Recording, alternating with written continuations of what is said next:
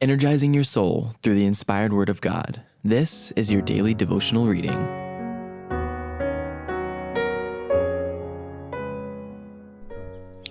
Our Daily Bread, Testimonies for the Church, Volume 1. February 21st, Deceitfulness of Riches.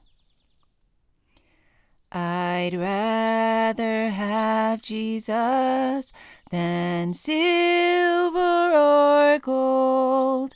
I'd rather be His than have riches untold.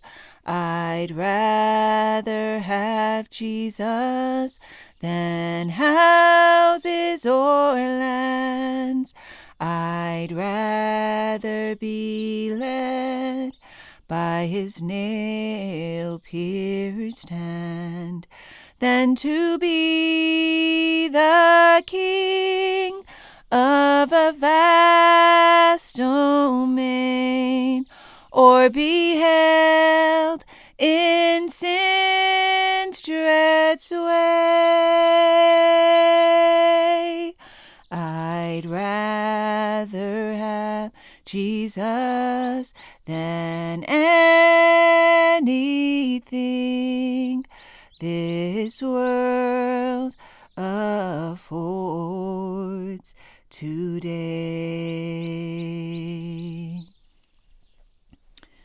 Deceitfulness of riches.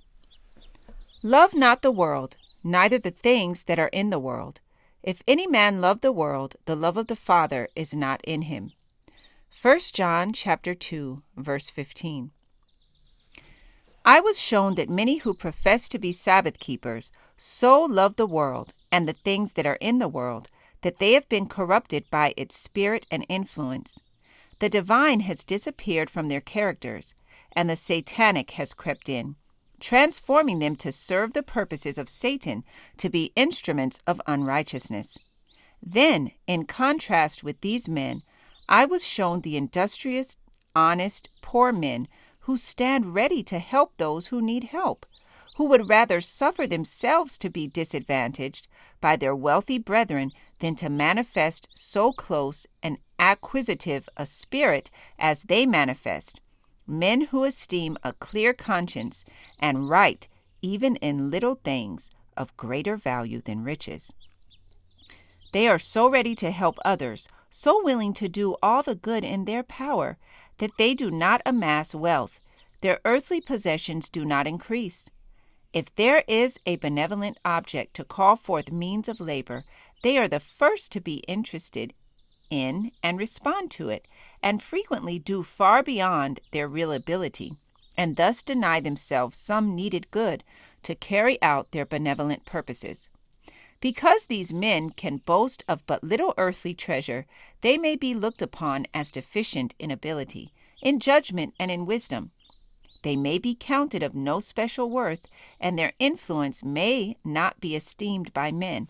Yet, how does God regard these poor, wise men?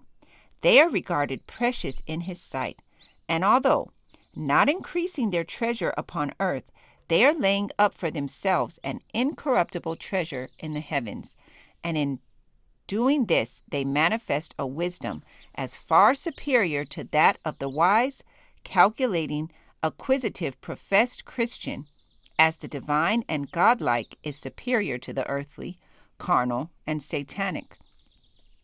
It is moral worth that God values. A Christian character, unblotted with avarice, possessing quietness, meekness, and humility, is more precious in His sight than the most fine gold, even the golden wedge of Ophir. Wealthy men are to be tested more closely than they ever yet have been. If they stand the test and overcome the blemishes upon their character, and as faithful stewards of Christ render to God the things that are His, it will be said to them, "Well done, good and faithful servant. Thou hast been faithful over a few things. I will make thee ruler over many things. Enter thou into the joy of thy Lord." This passage was taken from Testimonies for the Church, Volume 1, pages 537 and 538. Our daily bread. Maranatha. Have a blessed and wonderful Sabbath. I encourage you to be ye doers of the word and not hearers only. Thank you for listening, and be sure to join us tomorrow for your daily devotional reading.